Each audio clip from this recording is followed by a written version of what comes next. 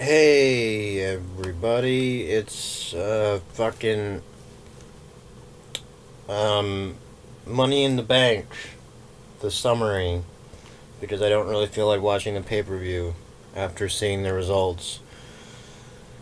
Uh I really don't. I intended to watch this pay-per-view. After seeing the results, I thought not. But we can kind of get a good idea of what this pay-per-view was like based on the results, can't we?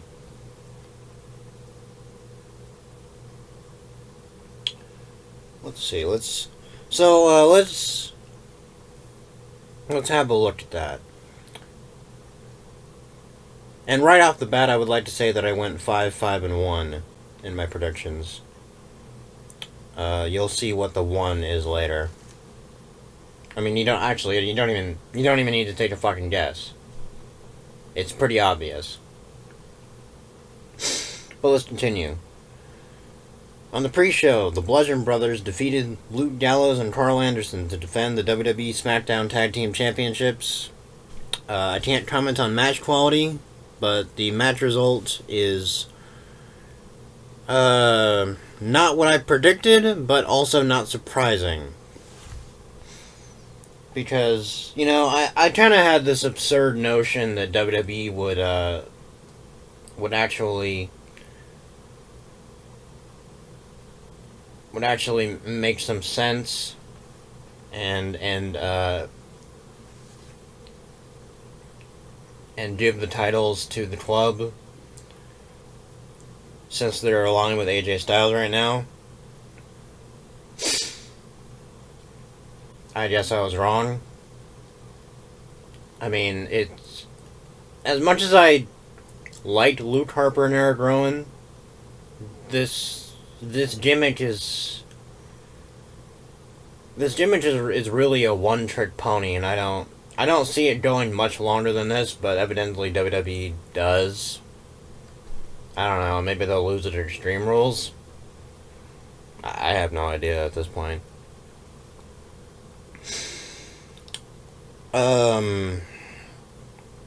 Moving on. Daniel Bryan defeated Big Cass by submission. I'm glad I was wrong on this one. Fuck Big Cass. He's such a worthless fuck. And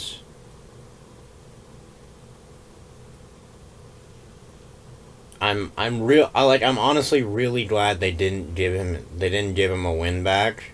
They probably had him beat the shit out of Daniel Bryan after the match though. So nobody gets over. Hooray, 50-50 booking. Don't quote me on that though. I didn't watch the event. I don't know that for sure. All I can say is I'm glad Daniel Bryan won. Again. I hope they didn't fuck it up by doing that again. And I hope this fucking feud is over with. Following that, we had Bobo and Cosmo Kramer having a tussle.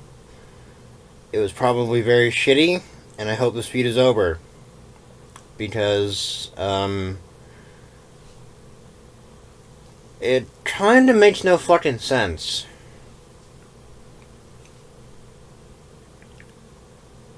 It actually really makes no fucking sense.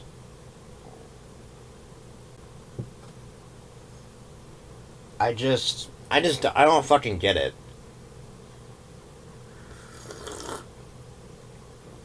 And frankly, I don't think I'm alone in saying that.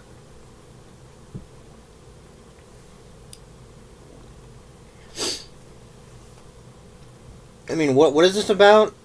Sami Zayn thinks that Bobby Lashley isn't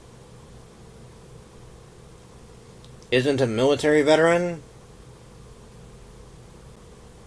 which I wasn't even aware that he which I wasn't even aware that he did military duty before this feud happened.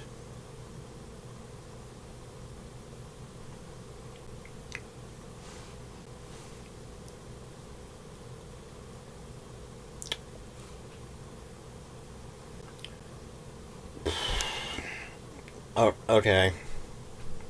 Look. All I'm saying is, if you have to Google a part of your feud, chances are it's not a good thing to base your fucking feud around. Okay?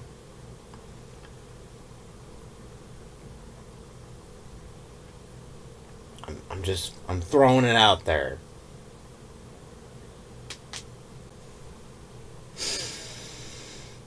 Okay, next up, first title match on the main card. Seth Rollins defeated Elias to retain the WWE Intercontinental Championship. That was a pretty predictable outcome. And it is probably a good match. Like I said, didn't watch it. Because I don't... We're gonna get into this a little... I mean, we're getting close to the point where I decided not to watch the pay-per-view.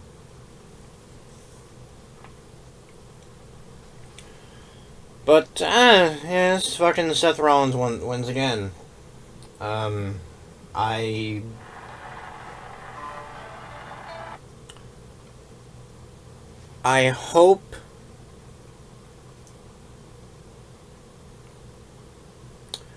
I hope next pay-per-view they can find an opponent that... Or... Yeah, no, I hope next pay-per-view they can find an opponent that's a little bit more believable to beat Seth Rollins for the title. Or I hope they build up Elias to win the title, because... I mean, fans clearly love to hate him. Give him a title run. Whatever. Seth Rollins is still going to be super over with or without a belt. And I think that's been pretty clear.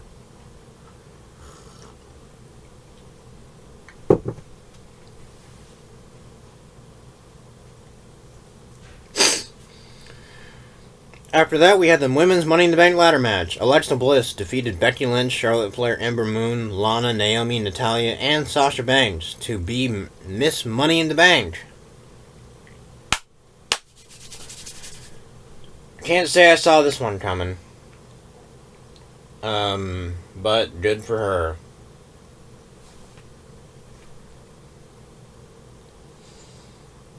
It really should have been fucking Becky, though. Really should have been fucking Becky.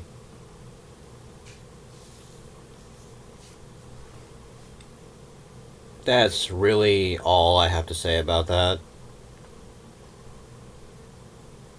Until a little later. Next up, Roman Reigns defeated Jinder Mahal.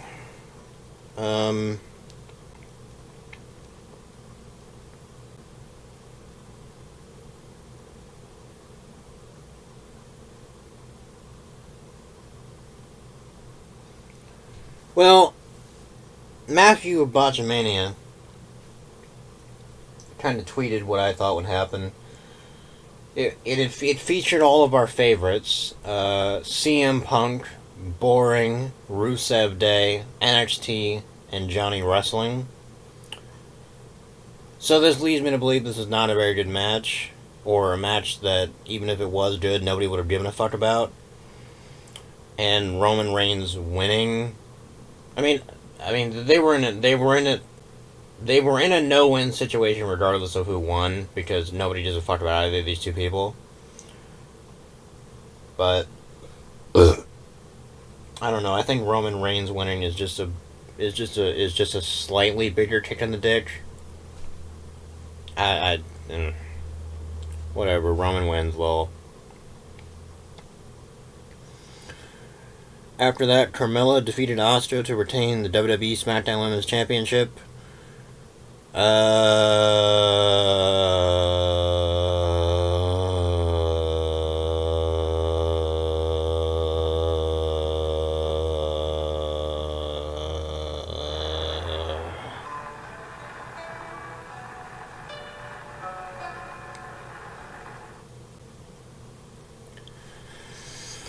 Moving on.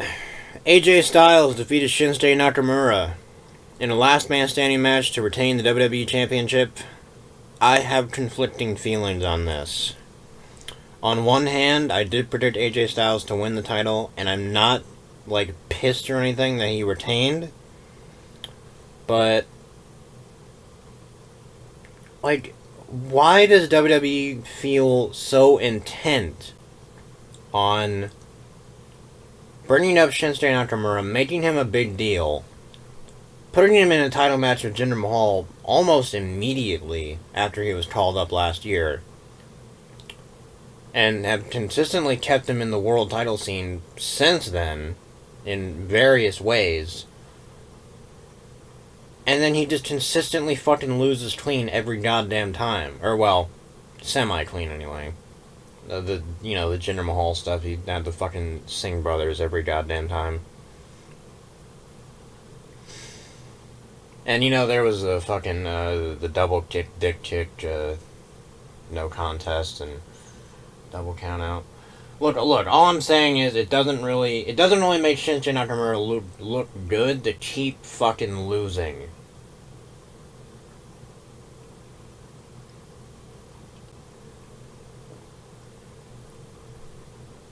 It just doesn't. So, I hope WWE likes having another Booker T situation on their hands, because this is the future they wanted.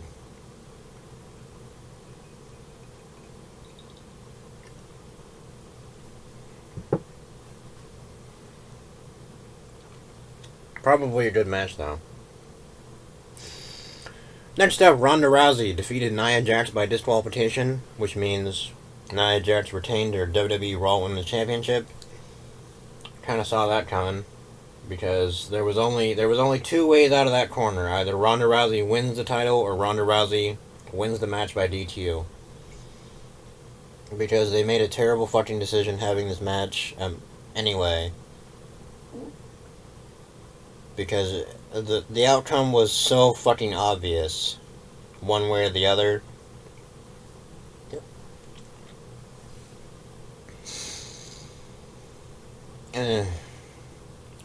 Speaking about that, though, the thing that wasn't expected, Alexa Bliss defeated Nia Jax in her Money in the Bank cash-in match to win the Raw Women's Championship. Well, okay, first and foremost, this means this fucking stupid Alexa Bliss Nia Jax feud is gonna keep fucking going, which annoys the shit out of me.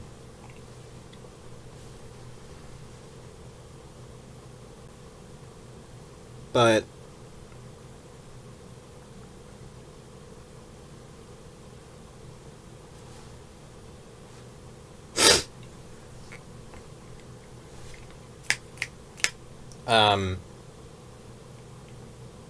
fucking I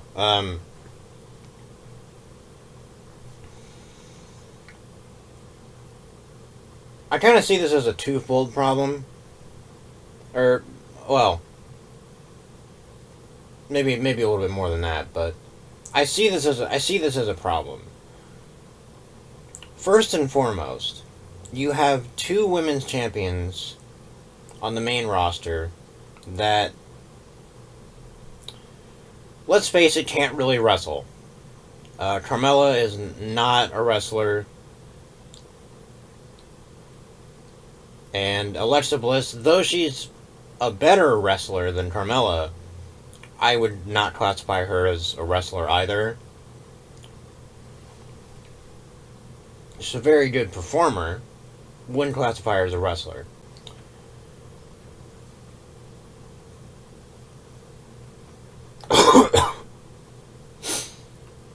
And it kind of makes the women's Money in the Bank match a very strange thing early in its history, because Last year we had that bullshit with James Ellsworth dropping the briefcase to Carmella, which I personally had no problem with. I thought it was great heel heat. It didn't make a lot of it didn't make a lot of it didn't make a lot of sense for WWE to to what am I gonna say? It didn't make a lot of sense for WWE to do the restart match on SmackDown to basically have the same goddamn result. But I think I talked about that enough last year in a different video.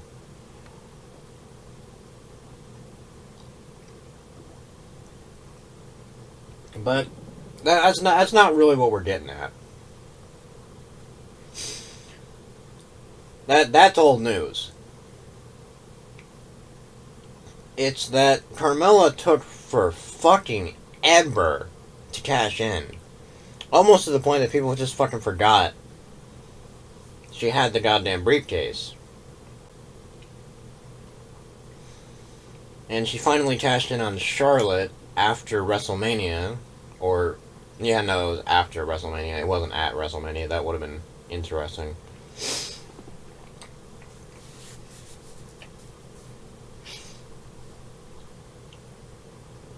And now, Alexa Bliss won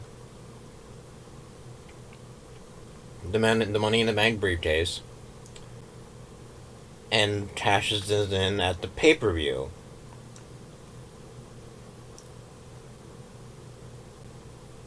I mean, Jim Cornette said it best when he said surprises don't sell tickets.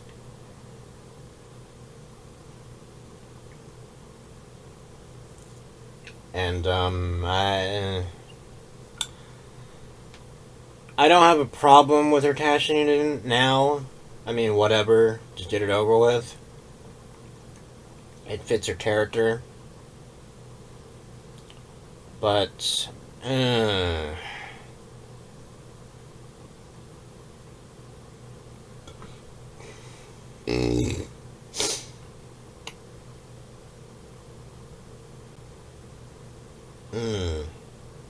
I don't know. This leaves it. Though I don't have an immediate issue with it, it leaves a bad taste in my mouth for future Money in the Bank briefcase winners.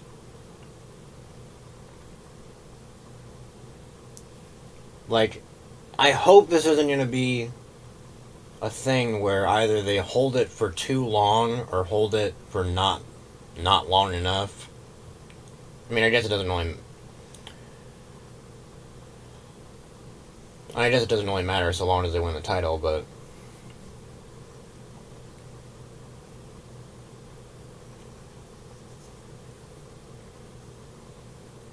maybe I'm just getting bogged down in details. Moving on.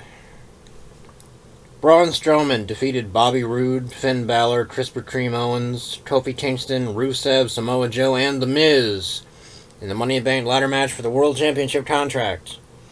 First and foremost, I'm slightly surprised that Kofi Kingston was the member of the New Day picked to be in the match. I understand that Kofi Kingston had been in the Money in the Bank ladder match quite a few times before, but I thought they would have given it to Xavier Woods since I don't think he was in one, and I think he would have been an interesting piece to have in it. I guess it doesn't matter, though. Let's focus on Braun Strowman winning the World Championship contract, because that's the big thing.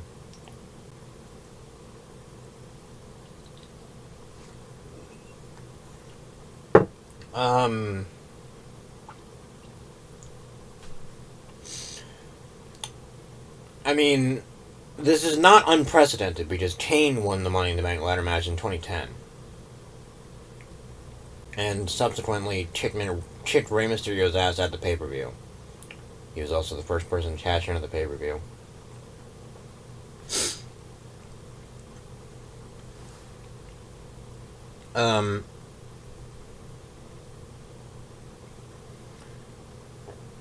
But this,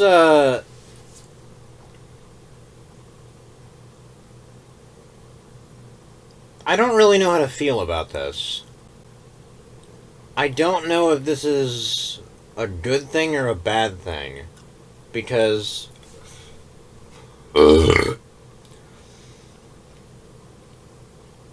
it kind of feels like an admission of failure that WWE is kind of broadcasting. Like, oh, well, you know, we kind of dropped the ball not giving Braun Strowman the title multiple times now.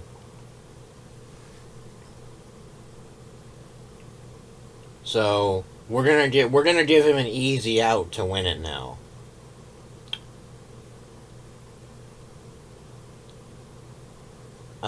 It strikes me as, well, maybe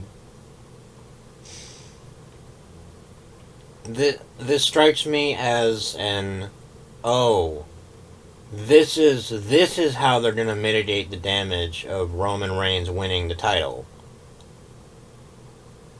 They're going to have him beat Brock Lesnar, presumably at SummerSlam, because Brock Lesnar isn't gonna fucking work Extreme Rules. What are you, fucking crazy? Brock Lesnar working in July? What are you, a fucking faggot?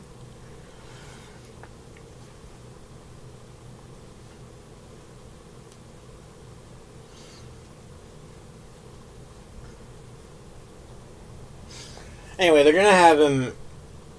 They're gonna have him get beat by Reigns at SummerSlam, and then to mitigate the damage of that happening, they're gonna have Strowman cash in either at SummerSlam or the Raw following it. I think they would probably have it happen at SummerSlam because, you know, keep the fans happy.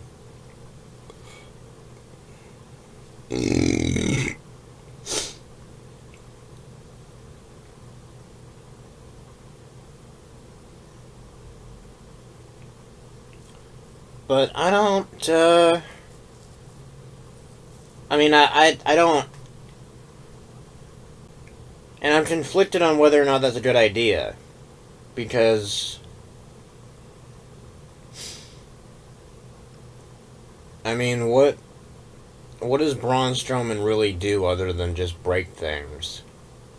He breaks a lot of things. He fucks a lot of things up. But what does he really do beyond that? And I'm not saying Roman Reigns is a better option. Really, the only reason I would pick Roman Reigns to hold the title is because he's there he's there every day. If it was literally anybody else against Brock Lesnar, I would fucking advocate for them too. Even that fat fuck Krispy Kreme Owens. I'd say, you know what? Mulligan, my guy. The first Universal title run, absolute dog shit. But since you're going against Brock Lesnar, I'll give you a mulligan. Speaking of which, as a side note, it's pretty curious they never gave Kevin Owens a rematch, even though when they gave Chris Jericho a rematch for the United States title. Wonder why WWE curiously swept that under the rug.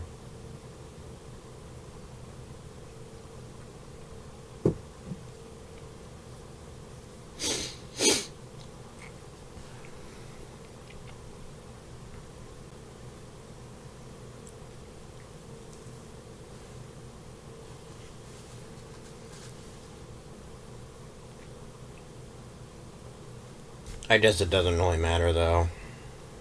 None of this fucking matters.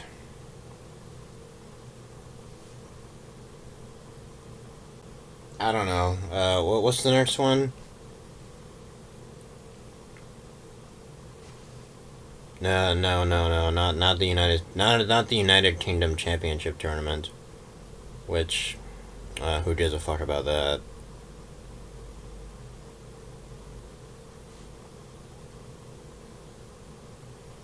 Yeah, Extreme Rules, that's the next one. July 15th. Well, I'll see you then. Maybe. I don't know. This one kind of drained. This. Just looking at the results of this one kind of drained my will to live. To be frank with you.